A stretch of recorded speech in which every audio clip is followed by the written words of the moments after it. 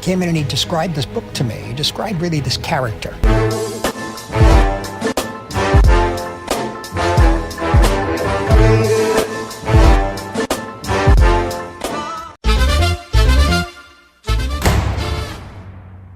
An Oscar, 2 Golden Globes, and 2 BAFTA awards can't make a man a legend. It's a man who becomes a legend by his work.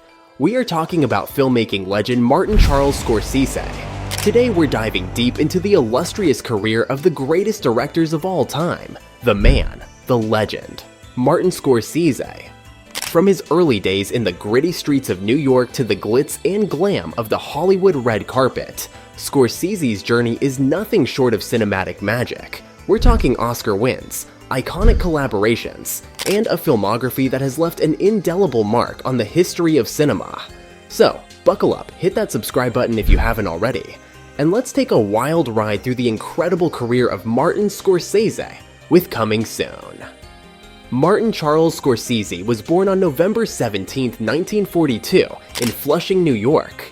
He grew up in Little Italy, Manhattan, where his parents, Catherine and Charles Scorsese, worked in the garment district. Charles was a clothes presser and actor, while Catherine was a seamstress and actress. Scorsese's grandparents were Italian immigrants from Sicily. Raised in a Catholic environment, Scorsese couldn't participate in sports due to asthma.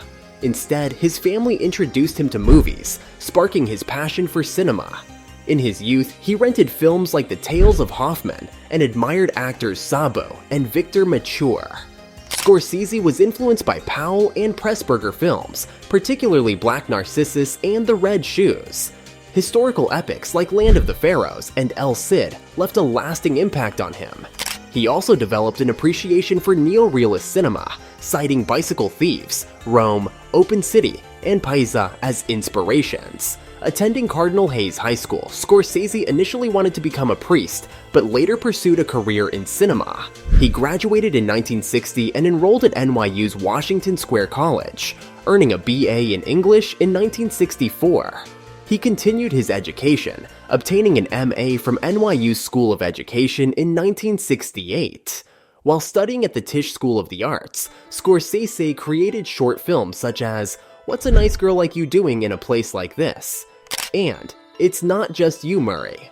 A notable short from this time is The Big Shave, criticizing America's involvement in Vietnam. Scorsese credited film professor Haig P. Manoogian for early inspiration at NYU.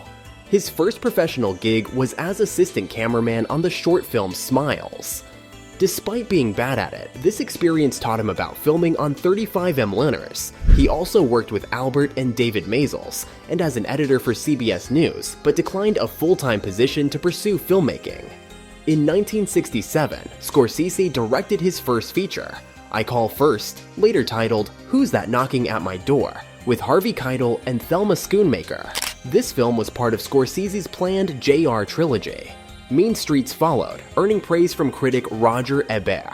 Scorsese befriended influential filmmakers like Brian De Palma, Francis Ford Coppola, and George Lucas.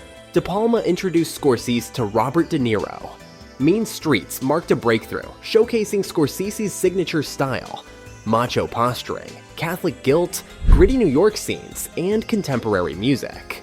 Scorsese's career blossomed with films like Alice Doesn't Live Here Anymore and Taxi Driver. The latter won the Palme d'Or and 4 Oscar nominations, establishing Scorsese as a filmmaker to watch. In the late 70s, Scorsese faced personal and professional challenges, but De Niro convinced him to overcome his cocaine addiction. The result was the acclaimed Raging Bull, a biopic of Jake LaMotta. The film received 8 Oscar nominations and marked a pinnacle in Scorsese's style. Scorsese continued with diverse projects, including the musical New York, New York, and the controversial The Last Temptation of Christ. Despite controversy, the latter garnered critical acclaim and another Best Director nomination for Scorsese. In the 80s, Scorsese directed The King of Comedy and the Cannes-winning After Hours. He explored mainstream filmmaking with The Color of Money. Despite some setbacks, Scorsese remained a prominent figure in the film industry, leaving an indelible mark on cinema. After a string of films with mixed reviews, Martin Scorsese's gangster epic Goodfellas marked a return to form, hailed as his most confident work since Raging Bull. The movie, featuring stellar performances from De Niro and Joe Pesci, gained praise from Roger Ebert, who dubbed it the best mob movie ever. It received 6 Academy Award nominations, with Joe Pesci winning Best Supporting Actor. Despite not winning Best Director, Scorsese's reputation soared. Goodfellas is considered one of his greatest achievements, ranking high on various movie lists. In 1990, Scorsese ventured into short-form documentary with Made in Milan about fashion designer Giorgio Armani. The following year, he directed Cape Fear, a remake of the 1962 film, marking his 7th collaboration with De Niro. Despite mixed reviews for its violent scenes, the film was commercially successful and showcased Scorsese's experimentation with visual effects. Scorsese's involvement extended beyond directing. He acted in Akira Kurosawa's Dreams and had a memorable cameo in Robert Redford's Quiz Show. In the early 90s, he expanded into film production, working on a diverse range of projects, from major Hollywood productions to low-budget independent films. The Age of Innocence marked a departure for Scorsese, a period adaptation of Edith Wharton's novel. Although praised by critics, the film struggled at the box office.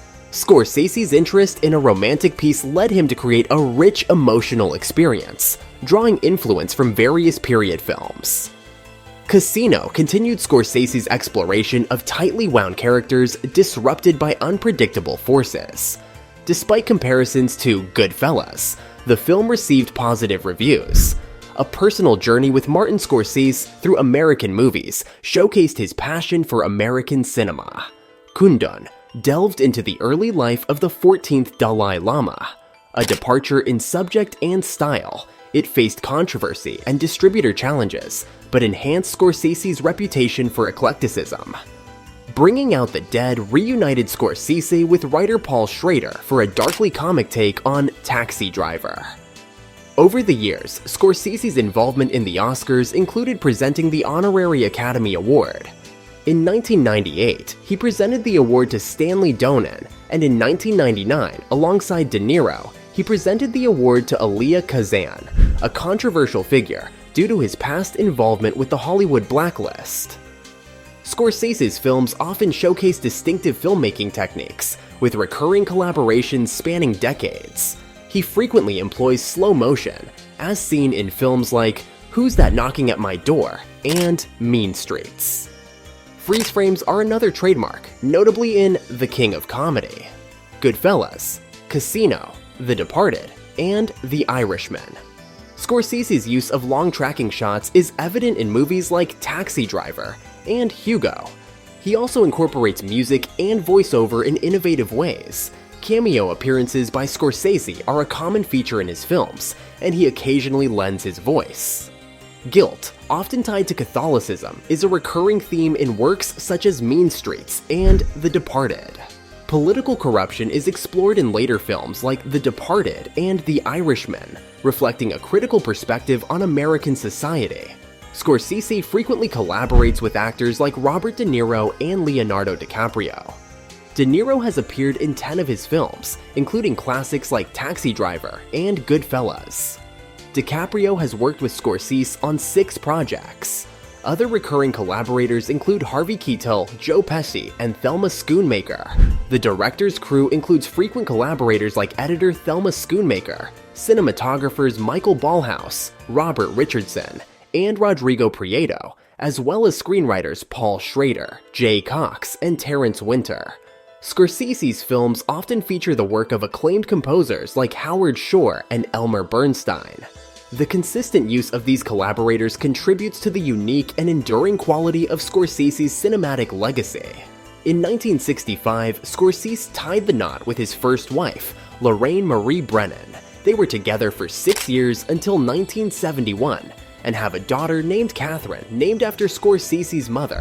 In 1976, Scorsese married writer Julia Cameron. They share a daughter, Domenica Cameron Scorsese, who appeared in The Age of Innocence. Unfortunately, their marriage ended after just 1 year, leading to an acrimonious divorce. This divorce inspired Cameron's first feature, the dark comedy God's Will, in which their daughter also starred.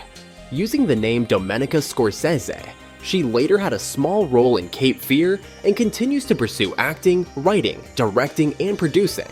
Before 1979 ended, Scorsese married actress Isabella Rossellini, and their marriage lasted for 4 years until 1983. In 1985, Scorsese entered his fourth marriage with producer Barbara DeFina, which ended in divorce in 1991. From 1989 to 1997, Scorsese was romantically involved with actress Illeana Douglas. In 1999, Scorsese got married for the 5th time to his current spouse, Helen Schermerhorn Morris. They have been together for over 20 years and have a daughter, Francesca, who is an actress and filmmaker. Francesca appeared in Scorsese's films The Departed, Hugo, and The Aviator, and took on a leading role in HBO Sky's miniseries, We Are Who We Are in 2020. Aside from his personal life, Scorsese was an opponent of the Iraq War. At the 75th Academy Awards in 2003, he wore a white dove pin and applauded Michael Moore's acceptance speech, where Moore criticized President George W. Bush and the invasion. After his first divorce in 1972, Scorsese has had 4 more wives. He once considered himself a lapsed Catholic due to the church's stance on divorce, saying, "I'm a lapsed Catholic, but I am Roman Catholic. There's no way out of it."